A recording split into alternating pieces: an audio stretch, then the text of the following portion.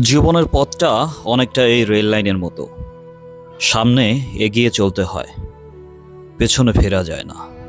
আমি একাই হাঁটছি, কেউ নেই সাথে, তবুও থামছি না। কারণ একা পথও একদিন গল্প হয়ে যায়। যতই কঠিন হোক পথ, চলতেই হবে। কারণ গন্তব্য অপেক্ষায় থাকে, শুধু তাদের জন্যই যারা কখনোই থামে না। একা হেঁটে চলা মানেই থেমে যাওয়া নয়। এই রেল লাইনও জানে কত গল্প জমে আছে প্রতিটি ধাপে।